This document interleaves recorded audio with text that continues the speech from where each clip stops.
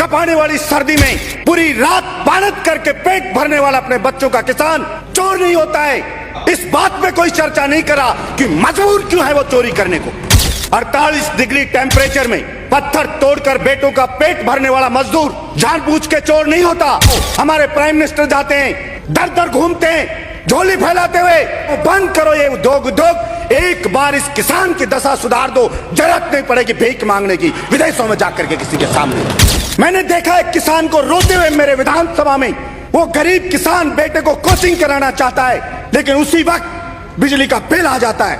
वो जब वो कोचिंग की फीस दे देता है तो उसका कनेक्शन कट कर दिया जाता है। वो गिड़गिड़ाता है, मेरा कनेक्शन मत काटो सर, मैं जमा करा दूंगा, मुझे मौका दो, मेरी फसल कट के आने वाली है। उसका बेरहमी से भ्रष्ट बिजली विभाग के अधिकारी जाकर के कनेक्शन काट देते हैं, और अगर उनकी संपत्ति की जांच की जाए तो करोड़ों के मालिक मिलेंगे। सभापति महोदय, मैं आपके माध्यम से बताना चाहता हूं, 2-2 हजार की संपत्ति मैं पकड़ा सकता हूं, कोई माई का लाल अगर उनको पकड़ ले तो कोई नहीं पकड़ता है, कोई नहीं पकड़ता है। कम से कम बता रहा हूं, आईएएस अधिकारी बता सकता हूं जो 10-10 हजार करोड़ के मालिक है, मैं जमीनें दिखा दूंगा आपको। ये पड़ी आईएएस की, पकड़ लो, कोई पकड़ सकता है तो। कोई माई का लाल नहीं पकड़ता है, सिर्फ भाषण दिए जाते हैं। और वही ब्यूरोक्रेट, वही कलेक्टर, वही एसपी, उनसे फीडबैक सरकार लेती है, एमएलए का फीडबैक लिया जाता है। वो फीडबैक देंगे, वो चोर अधिकारी, उनसे दिन रात लड़ने वाले एमएलए का फीडबैक लिया जाता है। वो कौन सा फीडबैक देंगे? लाखों रुपए की चोरी करते हैं महीने की उद्योगपति, उनकी कोई भी सीआर नहीं काटता है, कोई उनका कनेक्शन नहीं काटता है, लेकिन उस गरीब मजदूर किसान के साथ ऐसा दोहरा व्यवहार किया जाता है। अरे जब उद्योगपतियों का करोड़ों का ऋण माफ हो सकता है, तो जब उनका ऋण माफ हो सकता है तो इन बिजली कंपनियों का सरकार क्यों नहीं माफ कर सकती? किसी व्यक्ति के पास जेब के अंदर 5 रुपए और आप उससे कहते हो कि मुझे 500 रुपए चाहिए, फिर चाहे आप उसको पीट लो, मार लो, कूट लो, फांसी पे लटका दो, वो नहीं दे सकता क्योंकि उसके पास है ही नहीं। तो ये राजस्थान के किसान की हालत है।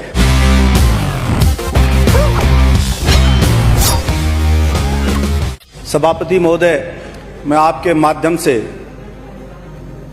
इस सदन में ये बात कहना चाहता हूं। मैं सुन रहा था अभी सदस्यों को कि ज्यादातर सदस्य बोल रहे थे किसान बिजली की चोरी करता है, छीजत हो रही है, लूट हो रही है। मैं कहना चाहता हूं इस सदन में 48 डिग्री टेम्परेचर में पत्थर तोड़कर बेटों का पेट भरने वाला मजदूर जानबूझ के चोर नहीं होता। हाथ कपाने वाली सर्दी में पूरी रात मेहनत करके पेट भरने वाला अपने बच्चों का किसान चोर नहीं होता है। इस बात पे कोई चर्चा नहीं करा कि मजबूर क्यों है वो चोरी करने को। बातें हो रही हैं बड़ी बड़ी, उद्योग लगाओ, विदेश से उद्योगपतियों को लाके उद्योग लगाओ। हमारे प्राइम मिनिस्टर जाते हैं, दर दर घूमते हैं झोली फैलाते हुए। मैं कहना चाहता हूं, बंद करो ये उद्योग। एक बार इस किसान की दशा सुधार दो, जरूरत नहीं पड़ेगी भीख मांगने की विदेशों में जाकर के किसी के सामने। बिजली और पानी किसान की आवश्यकता है। मैंने देखा एक किसान को रोते हुए मेरे विधानसभा में कि बिजली का बिल आ गया। वो गरीब किसान बेटे को कोचिंग कराना चाहता है, पढ़ाना चाहता है, इस स्वप्न के साथ कि मेरा बेटा पढ़ लिख करके ऊंचे मुकाम पे पहुंचेगा और इस गरीबी की बेड़ियों ने मुझे जो जकड़ लिया है उनसे मुझे आजाद करेगा मेरा बेटा। लेकिन उसी वक्त बिजली का बिल आ जाता है। पहले 2 महीने में आता था, अब हर महीने आने लग गया। बिजली का बिल जमा कराए या बच्चे की कोचिंग की फीस जमा कराए। वो जब वो कोचिंग की फीस दे देता है तो उसका कनेक्शन कट कर दिया जाता है। वो गिड़गिड़ाता है, मेरा कनेक्शन मत काटो सर, मैं जमा करा दूंगा, मुझे मौका दो, मेरी फसल कट के आने वाली है। लेकिन सभापति महोदय, मैं मंत्री जी को बताना चाहता हूं, उसका बेरहमी से भ्रष्ट बिजली विभाग के अधिकारी जाकर के कनेक्शन काट देते हैं, और अगर उनकी संपत्ति की जांच की जाए तो करोड़ों के मालिक मिलेंगे। सभापति महोदय, मैं आपके माध्यम से बताना चाहता हूं, लेकिन उसमें रहम नहीं किया जाता, उसका काट दिया जाता है। और सभापति महोदय, मैं इतने अनेक उदाहरण जानता हूं मेरी विधानसभा में।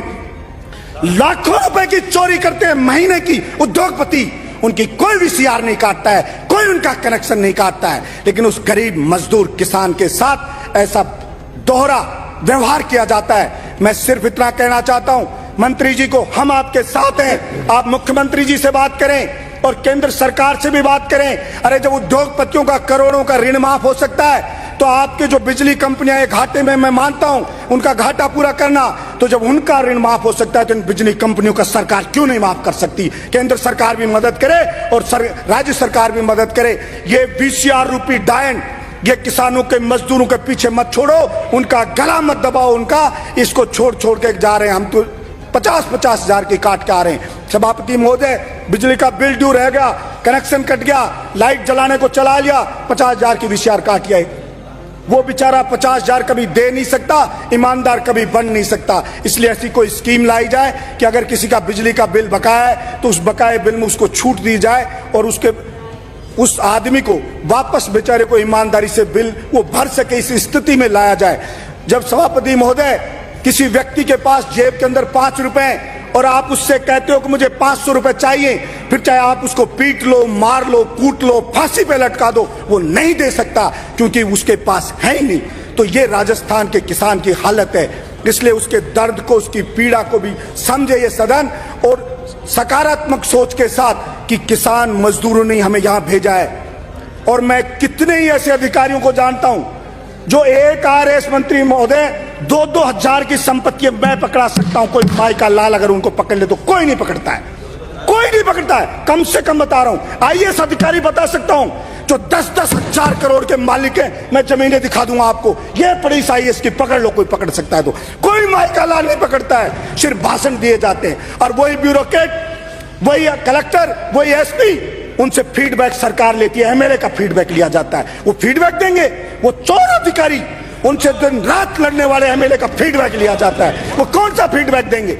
इसलिए मैं कहना चाहता हूं, अगर वास्तव में सरकार गंभीर है जनता की समस्याओं को दूर करने के लिए, तो उसको जनता की पीड़ा को समझना पड़ेगा और धरातल पे जाके उसको देखना पड़ेगा, तब उसको सच्चाई का पता लगेगा। इसलिए मैं कहना चाहता हूं, जैसे ये बिलों में 6 महीने में फसल बिकती है सभापति महोदय, किसान की बिल आता हर महीने, तो क्यों नहीं उसको बेचारे की फसल कटे 6 महीने तब उससे बिल लिया जाए, मजदूर को मौका दिया जाए। और सब्सिडी पहले बिलों में कट के आती थी, अब उसको कह दिया खाते में जाएगी। मैं पूछना चाहता हूं कि बिल में कौन सा बिल का ब्लैक हो रहा है, जब उस आदमी को कनेक्शन धारक को ही अगर सब्सिडी देनी है, अध्यक्ष महोदय 2 मिनट लूंगा, अगर उसी को सब्सिडी देनी है तो सब्सिडी उसके बिल में काट करके दे दो।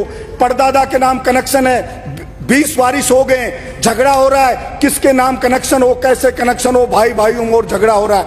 इसलिए सितंबर तक आपने बढ़ाया, उसके लिए मंत्री जी मैं आपको बहुत धन्यवाद देता हूं। और आपकी मनसा साफ है और आप भले व्यक्ति हो, और मैं आशा रखता हूं कि आप मेरी भावना को समझेंगे, उस किसान के दर्द को समझेंगे और नीचे जाके चेक करेंगे। अभी गर्मियों का टाइम था, बस 1 मिनट में मैं बात रख रहा हूं सभापति महोदय, मेरा डार्क जोन में क्षेत्र है, आप पता करना, पूरी गर्मियां बहरौर का विधायक सुबह 6 बजे से लेके शाम के 6 बजे तक तपती लू में गांव में खड़ा रहा। और आपके जलदाय विभाग के उन्हीं अधिकारियों को लेके जो चाहे बीजेपी राज में लगे होंगे, लेकिन मैं उनको पुरस्कृत करूंगा।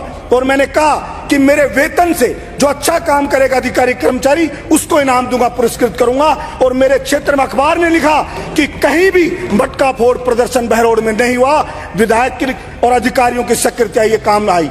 और बिजली विभाग के भी अधिकारियों को सम्मानित करूंगा।